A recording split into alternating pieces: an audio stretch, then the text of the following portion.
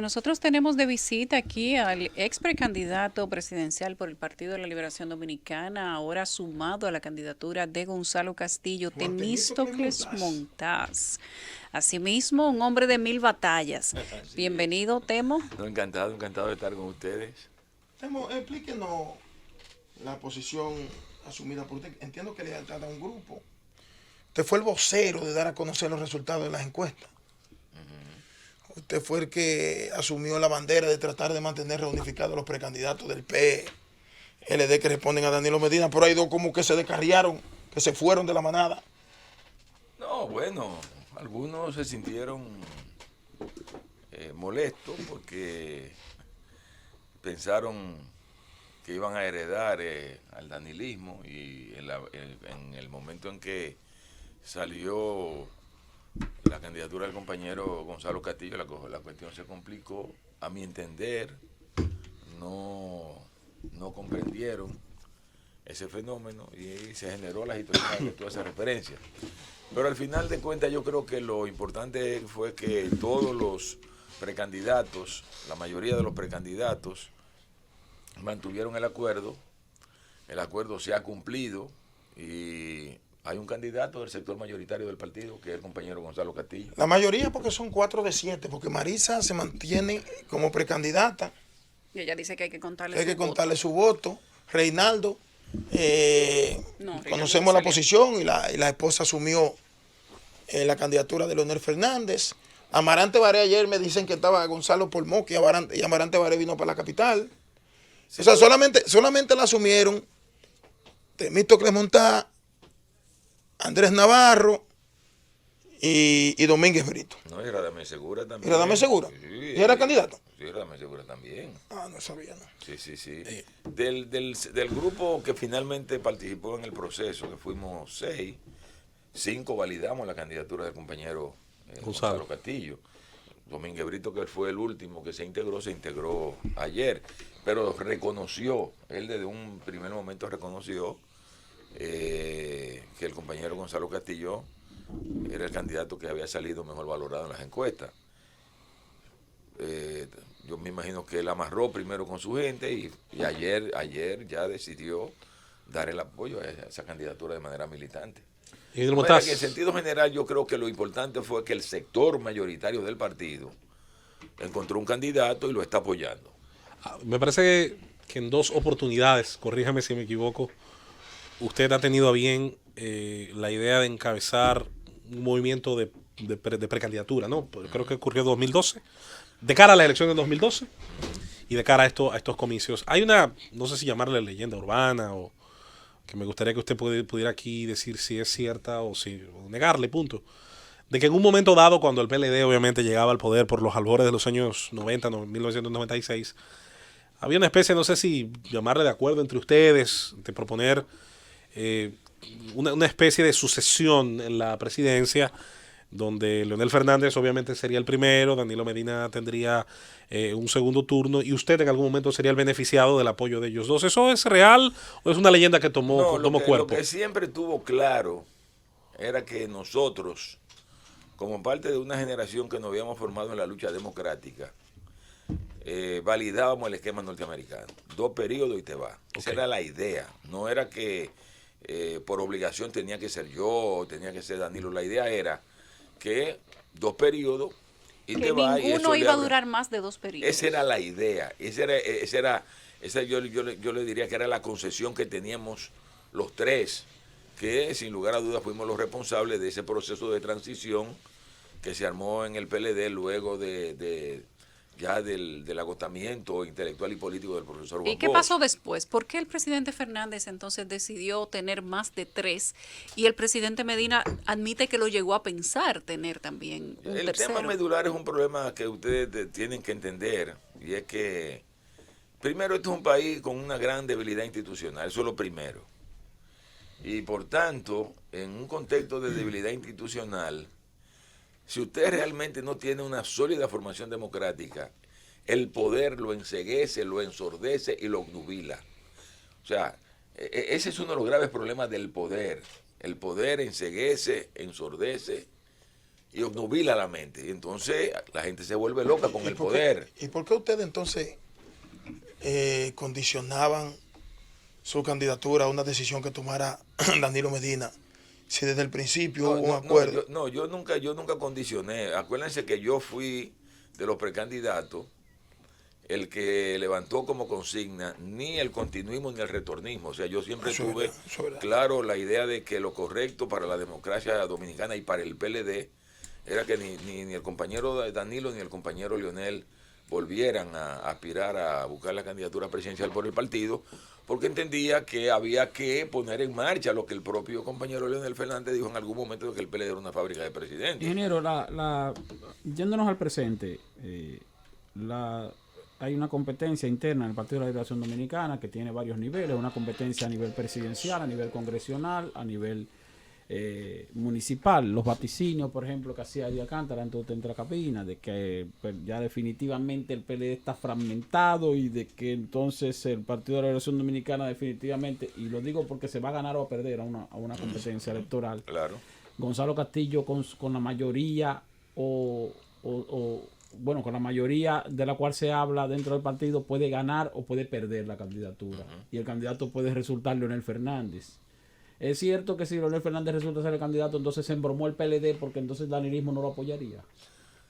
Mire, yo he dicho en varias de las presentaciones que he hecho en los medios de comunicación que el día 6 va a ser un día de una gran trascendencia para la vida del PLD. Porque el día 6 se va a definir si hay la voluntad por volver a unificar el PLD o hay la voluntad por dividir al PLD. Y eso va a depender de cómo se acaten los resultados. Yo he dicho, si lo que queremos es mantener la unidad, lo correcto debe ser que el que quede derrotado acepte la derrota y se integre a respaldar al candidato que la mayoría decidió en esa primaria. Si eso se logra, yo creo que el PLD va a trillar el camino de la unidad. Ahora, yo he señalado que en nosotros, por ejemplo, en el sector mayoritario, el criterio que hay es, como tú muy bien señalas, que a ese proceso se va a ganar o a perder. Si se pierde, yo creo que nosotros estamos en la disposición de reconocer que perdimos.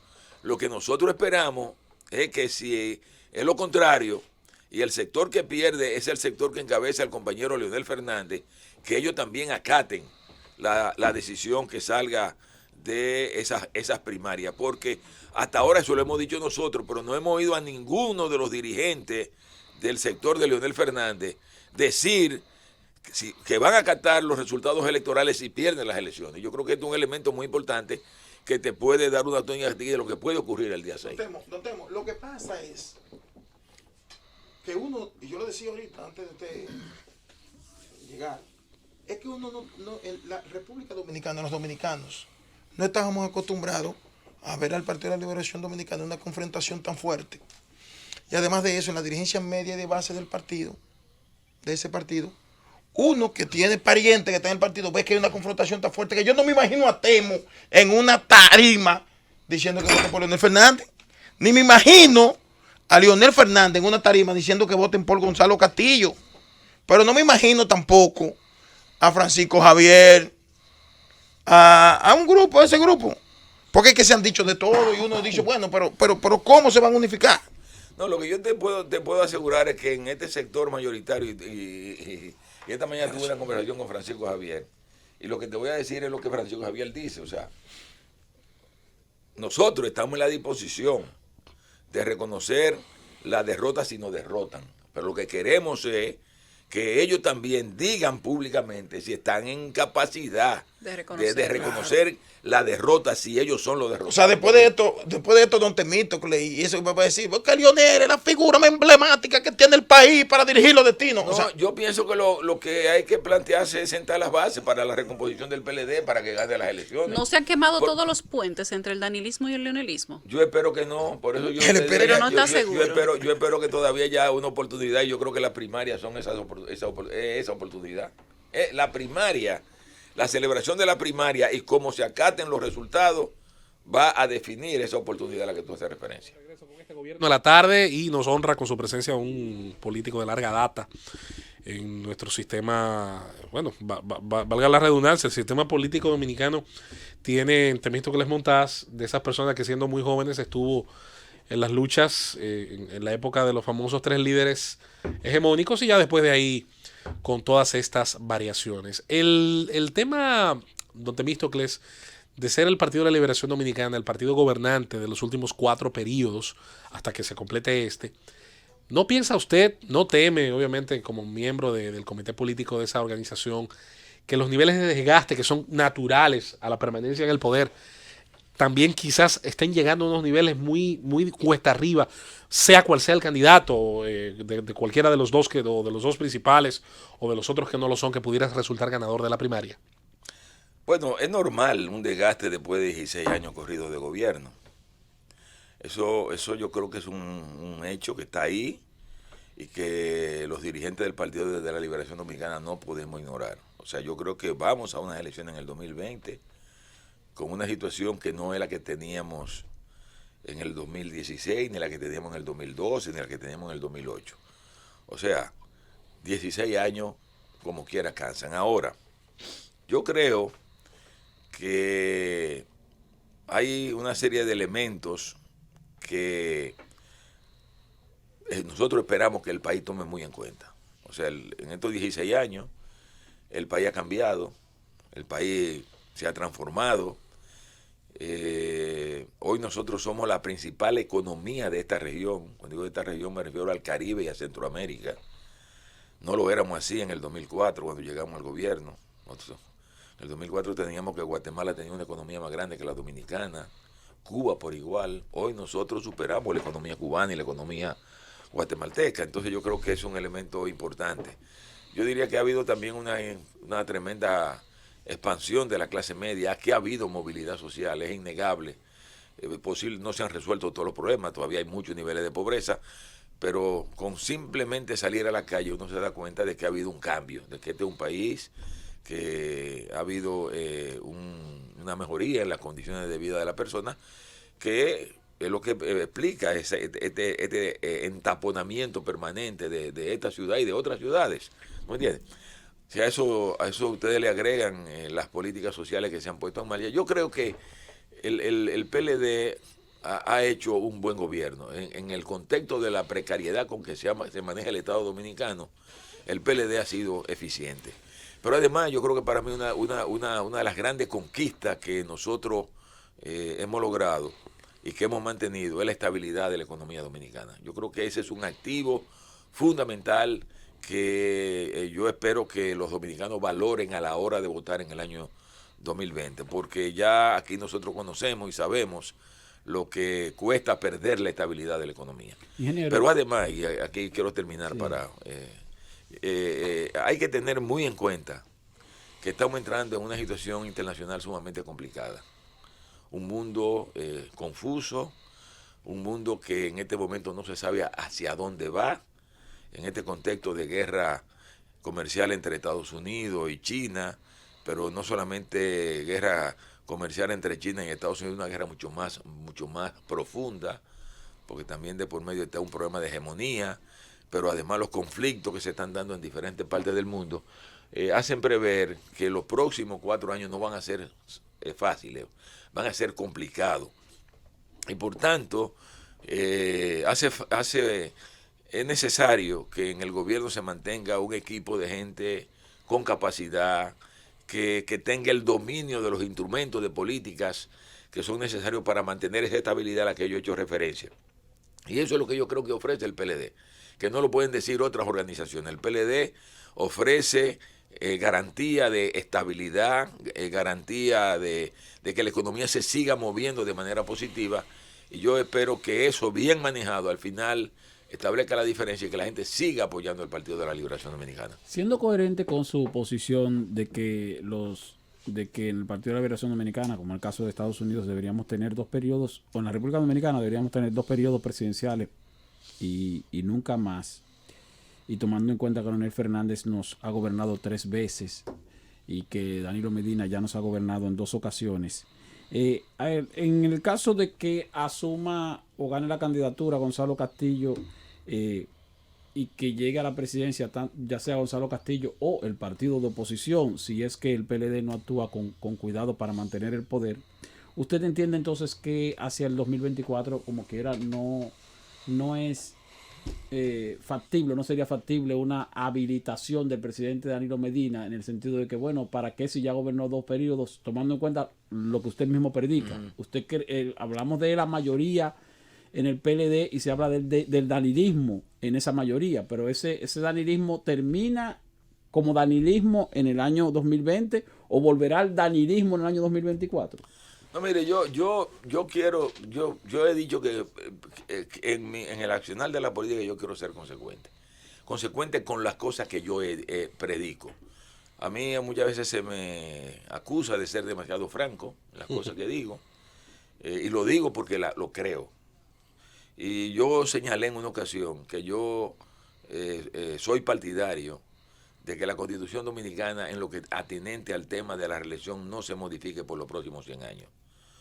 O sea, yo creo que aquí se cometió un grave error cuando se estableció la modificación constitucional del 2010 que eliminó el nunca jamás. O sea, yo creo que esa decisión que se tomó en el gobierno de Hipólito Mejía en el año 2002 era correcta. Y la modificación que se hizo en el 2010 para volver a un periodo, si a un periodo no, fue para habilitar a Leonel. Eso está sumamente claro. Sí. ¿Me entiendes? O sea, estamos haciendo trajes a la medida de la gente porque hay que crearles las condiciones para que vuelvan. Yo creo que eso cierra la puerta a la renovación política de un país y por eso yo he dicho que lo que yo quisiera es que esa constitución, en lo que tiene que ver con el tema reelección, no se toque por los próximos. Como está actualmente, que tiene ciertamente 2 periodos y nunca más. Ingeniero, volvamos al tema económico, que ha sido ciertamente dentro de las competencias en el Estado la que más se aproxima al manejo que usted ha tenido. El Partido de la Liberación Dominicana, si algo le destacaba, y me voy a ir a los años 80, cuando el profesor Bosch analizaba un tema de interés nacional, aparecía en una mesa frente a la televisión dominicana con jóvenes, entre esos estaba usted, estaba Vicente Bengoa, estaban otros. Y estos jóvenes, uno tenía la intuición o lo sabía, que estaban muy preparados en ese tema. Y analizaban, por ejemplo, el tema del oro, el tema de la minera, del grave problema que ya venía trayendo la Rosario, que fue nacionalizada. Recuerdo sobre todo haber visto ese video. Años después vimos al profesor Bosch, yo insisto, en un discurso que para mí muestra la evolución que tenía ese hombre tan inteligente, incluso hasta el final de su vida, su discurso frente a la Cámara de Comercio del 90, donde hablaba de privatizar las empresas públicas, de que no eran necesarias en el Estado, de esas cargas enormes burocráticas que tenía el Estado dominicano, y de ablandarle las condiciones, sobre todo a las empresas medianas y pequeñas, para que produjeran mejores bienes y servicios. Recuerdo ese discurso, incluso me impresiona verlo todavía, cuando el PLD llega al gobierno, de hecho hace parte de eso, privatiza las empresas públicas en 1996. Ahora bien, el Estado, señor Montaz, no ha hecho sino tener un doble discurso. Habla de inversión extranjera, habla de promover la inversión y el emprendimiento, pero también crece. La nómina pública crece, el número de gente que recibe o un salario, una pensión, una iguala del Estado es cada vez mayor. ¿Hacia qué futuro vamos y qué decisiones tendrán que tomarse, sea el PLD u otras organizaciones en el poder, en relación a ese momento económico que usted señaló, está atravesando el mundo y nos impacta a nosotros también? Mire,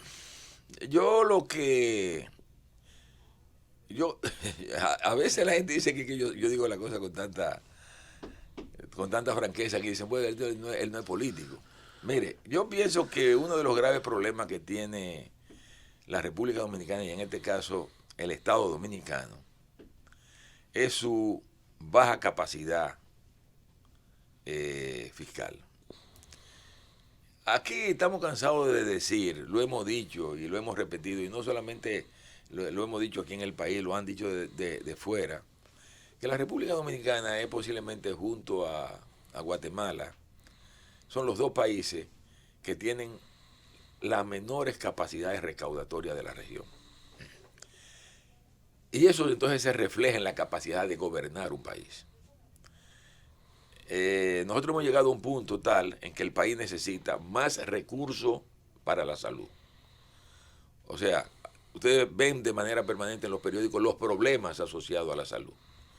Tiene que ver mucho con problemas de recursos. O sea, la República Dominicana a lo largo de los últimos años ha estado asignándole a la salud menos del 2% del Producto Interno Bruto, alrededor del 1.8, 1.9. Aquí, por ejemplo, siempre vivimos hablando de los problemas asociados a la seguridad ciudadana, aunque en los últimos tiempos, según los datos, se ha venido reduciendo bastante la tasa de homicidio en República Dominicana, pero hay una gran preocupación en la población, hasta el punto de que el tema de la seguridad ciudadana aparece como el principal problema de los dominicanos. Ahora, ¿cuánto invierte la República Dominicana en seguridad ciudadana? El 0.8% del Producto Interno Bruto. Yo diría que es de las proporciones menores en América Latina. Y cuando tú lo comparas con el promedio de los países donde hay verdadera seguridad ciudadana, la República Dominicana está muy por debajo. Si tú te vas al tema de la infraestructura, aquí han habido cambios infraestructurales importantes. Se ven en las ciudades, se ven en las carreteras. Pero todavía nosotros tenemos serios problemas con infraestructura, fundamentalmente en abastecimiento de agua potable. Tenemos todavía serios problemas de infraestructura en los problemas relacionados con las telecomunicaciones.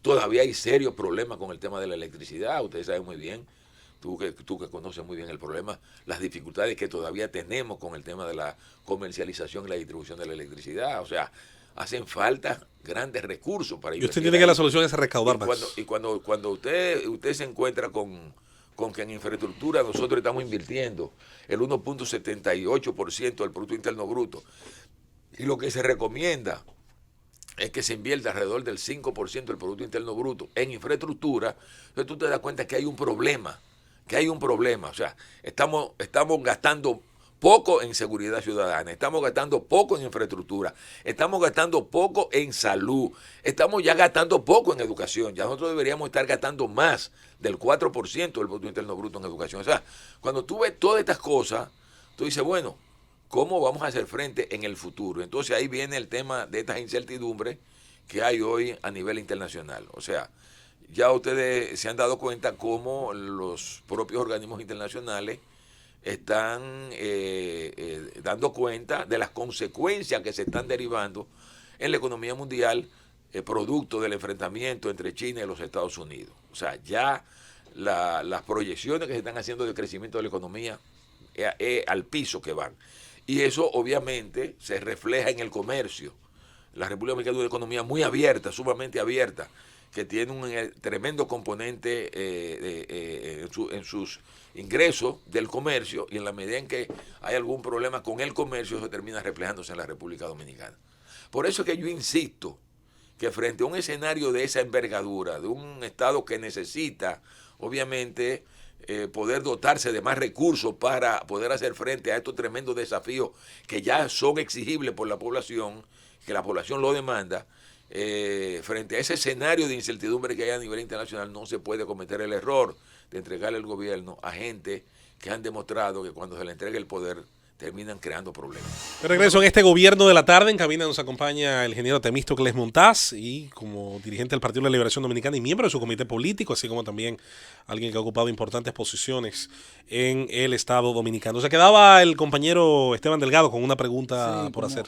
Sobre lo que decía anteriormente, Temístocles Montaz, que fue ministro secretario técnico de la presidencia, ministro de Economía durante muchos años, le tocó el proceso de elaboración de la Ley de Estrategia Nacional de Desarrollo, y tuvimos en el presidente Danilo Medina dos gobiernos consecutivos a propósito de lo que usted habla de la necesidad de aumentar la presión tributaria, de aumentar la capacidad recaudatoria para hacer mayores inversiones que se requieren en diferentes sectores. ¿No cree usted que el presidente Danilo Medina dejó perder la oportunidad de impulsar esos dos grandes pactos? El pacto eléctrico, que bueno, sabemos que por asuntos políticos medio se quedó en el aire, pero principalmente el pacto fiscal. Yo no creo, y se lo digo de manera particular, que haya en el futuro un presidente que tenga mayor posibilidad en términos de su nivel de popularidad y de el control casi absoluto del Congreso Nacional, como una gran oportunidad de impulsar ese pacto fiscal que lo dejó pasar durante 2 periodos consecutivos. Sí, bueno, yo creo que los temas, digamos, asociados a la fiscalidad son temas muy vinculados a la coyuntura política. De manera que si el presidente Danilo Medina no tomó la decisión de manejar el tema del pacto fiscal, fue porque entendió que el momento político no era el oportuno, no hubo un momento político oportuno para hacerlo. Fíjate que se trabajó primero en el pacto eléctrico y hasta ahora no se ha logrado todavía un resultado final claro sobre el pacto. La idea siempre fue, bueno, terminemos el pacto eléctrico y ya luego del pacto eléctrico podemos pensar en el pacto fiscal. Yo creo que ahora un nuevo gobierno del tipo que sea del partido que sea, tendrá que afrontar el tema de solucionar de manera definitiva lo del pacto eléctrico. Yo creo que esa tendrá que ser una de las primeras decisiones a abordar y ya luego involucrarse de lleno en el tema del pacto fiscal, porque yo diría que no importa quién sea, va a llegar y se va a encontrar con serios problemas que van a obligar al gobierno a tener que hacer una reformulación fiscal importante en la República Dominicana. Y siempre he dicho que no se trata solo de que se aborde el problema desde la óptica nada más del ingreso. O sea, yo también creo que es necesario que en un nuevo gobierno también se aborde el tema del gasto. O sea, hay que abordar también el tema del gasto, discutirlo a fondo, con seriedad. Y además, otro elemento importante de la fiscalidad es el tema del financiamiento. O sea, hasta ahora la República Dominicana ha tenido acceso a financiamiento internacional suave. Las circunstancias internacionales se lo han permitido. Habrá que ver qué va a ocurrir en el futuro a nivel internacional, en un contexto donde las políticas de los bancos centrales, de la Reserva Federal y del Banco Central Europeo y del Banco de Japón, o sea, es de seguir bajando tasas de interés, con las implicaciones que eso inclusive tiene para los mercados financieros. Entonces, todo este tipo de cosas habrá que verlo, y en atención a eso yo creo que la llegada de un nuevo gobierno es una gran oportunidad para afrontar este problema y buscar solución. Pero que no pase entonces lo que pasa constantemente, como usted dijo, que no era bueno, que políticamente no era conveniente en el momento, o que las circunstancias políticas en su momento no lo permitieron, en el caso, por ejemplo, de la gestión de Danilo Medina. Sí. Y vuelvo y prácticamente les reitero la pregunta, ¿y tendrá el próximo presidente un mejor momento o una mejor oportunidad en términos políticos que la que ha tenido Danilo Medina para enfrentar ese tipo de situaciones que ciertamente no son situaciones agradables para ningún gobierno? Esteban, acuérdate que con esto lo que hay que tener el sentido de la oportunidad y el tema de hacerle ver al país que lo peor es que caigamos en una crisis. Cuando nosotros llegamos al gobierno en el año 2004, nosotros no teníamos Congreso, teníamos apenas un senador en ese entonces. Sí. Y nosotros logramos pasar todas las reformas que se hicieron. Antes del 2006, que fue cuando hubo el cambio, ya nosotros habíamos hecho 2 reformas tributarias. Se habían hecho ya 2 reformas tributarias, validadas por el Congreso, porque se le hizo entender a los legisladores y al país que era urgente para la República Dominicana, si queríamos recuperar la estabilidad, que se hicieran esas reformas. Y se hicieron las reformas. Yo creo que aquí en el país ya hay un sentido muy generalizado de llegar a acuerdos. Y yo creo que eso lo hemos aprendido, y por tanto un nuevo gobierno ya tiene ese camino trillado de que se ha creado esa conciencia de la necesidad de ponernos de acuerdo cuando hay que tomar decisiones trascendentales, y yo creo que eso es lo que tiene que tomar muy en cuenta el nuevo gobierno. Pero pensé que había confundido la señal de Francis. No, vamos a continuar en este tema de economía. Tengo unas cuantas reacciones en las redes sociales. La voy a sintetizar de la siguiente forma, don Temístocles. Primero, el tema del costo de la política. El costo, sobre todo, mucha gente lo resume al tema electoral. Hacer campañas, el tema de los medios de comunicación. Hay gente que se ha puesto la mano en la cabeza cuando hace unos días se revelaron ciertas cifras. Yo soy de lo que dice, como el compañero Emil Chireno, que que si la gente supiera las cifras que realmente se han manejado en las últimas décadas, la mano no darían para sorprenderse. Este tema de que cada campaña electoral, incluso una pre-campaña, necesita una cantidad enorme de dinero. Primero, ¿eso se puede normalizar diciéndole a la gente que en otros países igual cuesta mucho? ¿O es parte de la dificultad que hay en el mercado político dominicano de que se convenza preferiblemente por ideas y por compromisos a los votantes? Bueno, yo creo que lo primero que hay que entender, porque mucha gente habla del costo de la política, que a la hora de hacer cualquier comparación, no veamos en el rostro de los Estados Unidos. Para mí es el modelo democrático. Y la democracia en Estados Unidos cuesta. Si ustedes ven lo que gasta una persona para llegar a la presidencia de los Estados Unidos, no es un centavo, no son 2 centavos. Por tanto, yo creo que hay que entender que la democracia tiene un costo. Aquí ha habido un gran debate de que hay que reducir el costo de las campañas, inclusive ese fue uno de los argumentos que se ha esgrimido para tratar de unificar las elecciones, de que porque costaba mucho, pero es que la democracia cuesta. Cuando queremos una verdadera democracia tenemos que entender que hay que pagar el costo de la democracia. Entonces yo te diría que hay que acostumbrarse a la idea. Ahora, aquí en la República Dominicana hay un problema serio. O sea, fíjate que en Estados Unidos la gente no vota por un presidente pensando en un empleo. O sea, no vota porque yo no voto por Obama porque Obama me va a dar un empleo. Correcto. No, me siento identificado con el Partido Demócrata o me siento identificado con el Partido Republicano, las ideas que tienen esos partidos. El gran problema de la República Dominicana es que aquí desde hace mucho tiempo, yo diría que fundamentalmente desde los 90 para acá, aquí la lucha política ha perdido el elemento idea, el elemento ideológico. Y obviamente en un contexto de tanta pobreza y no haber ya la motivación que había, por ejemplo, en los años de la confrontación entre el socialismo y el capitalismo, que motorizó a muchos jóvenes que querían cambios en estas sociedades, eso se fue perdiendo con el tiempo y en un medio donde la pobreza está tan generalizada, la gente hoy, para moverse, lo que dice es que es lo que es para mí. Eso es lo que es para mí. Y todos los que estamos en la actividad política sabemos muy bien que la gente va a una actividad contigo, pero de una vez te dice, ¿y la logística? ¿Dónde está la logística? La logística. Entonces, todo eso cuesta.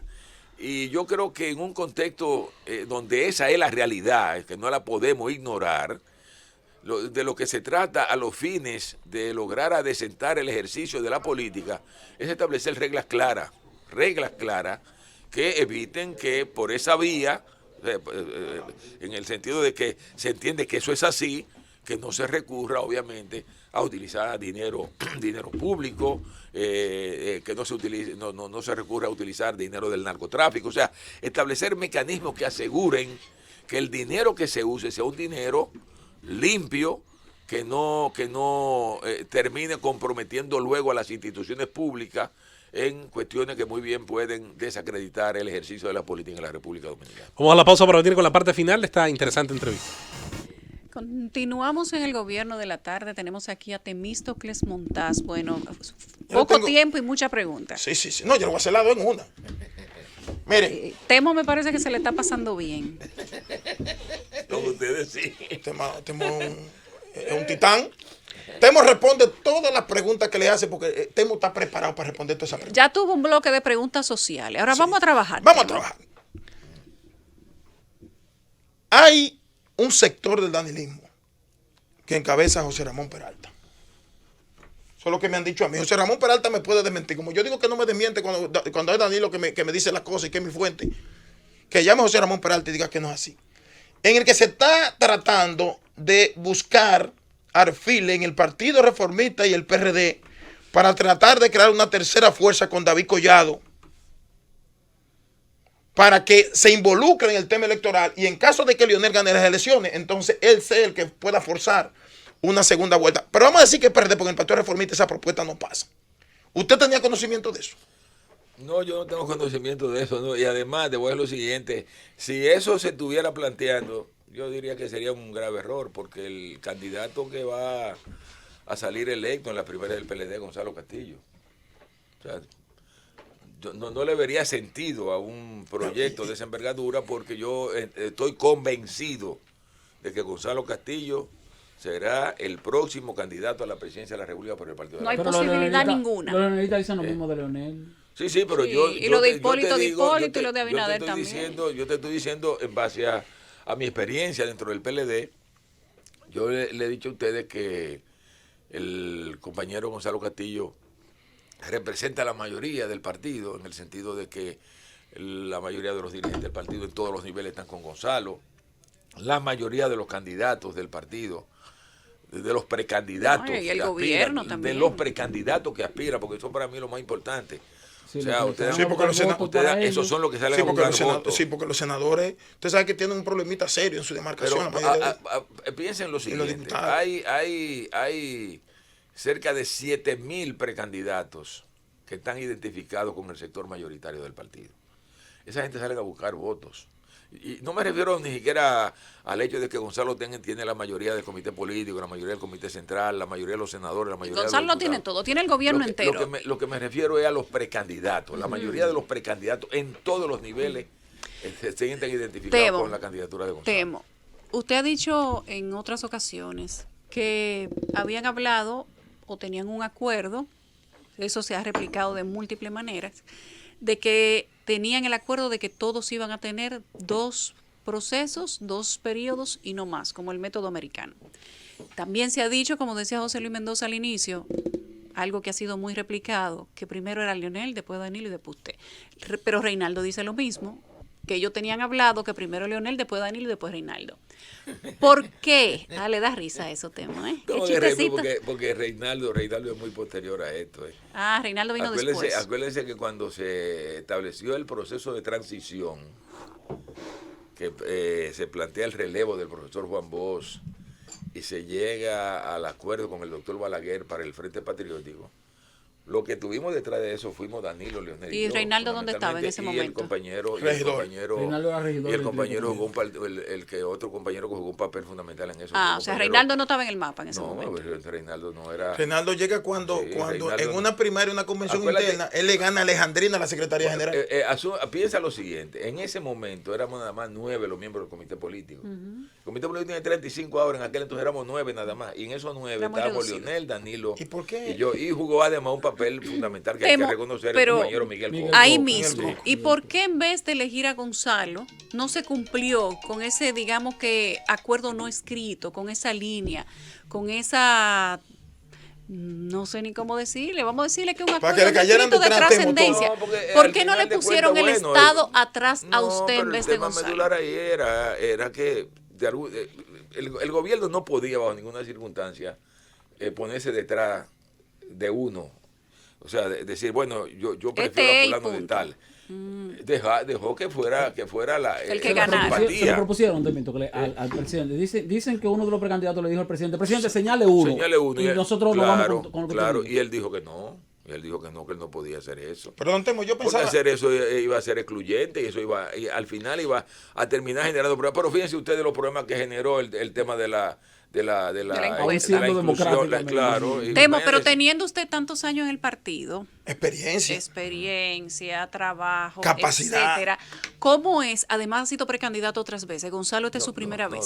Dos veces. Y la otra ¿Cómo? no llegó a concretizarse porque terminamos apoyando a Danilo. Pero ¿cómo es posible entonces que el proyecto de Gonzalo, que nunca había sido candidato a nada, más que un buen gerente, un ministro, etcétera, tuviera más trascendencia que el suyo, que ya esta era su segunda campaña? No, el tema, lo que yo te digo, yo pienso que en el caso del compañero Gonzalo es un fenómeno mercadológico, yo no lo puedo negar eso.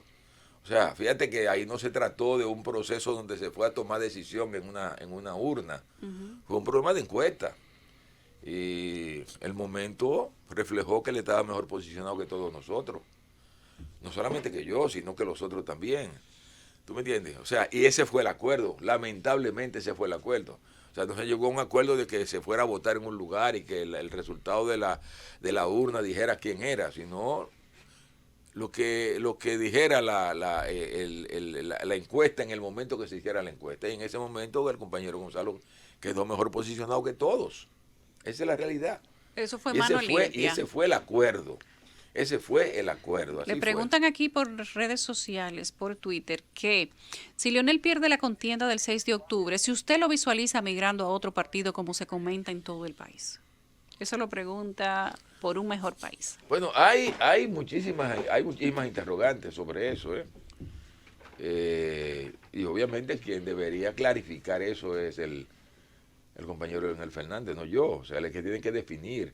Por eso yo siempre he insistido, y lo he dicho aquí en el programa, que lo que debería quedar claro si queremos mantener la unidad del Partido de la Liberación Dominicana es si se está en la disposición de respetar los resultados de la primaria.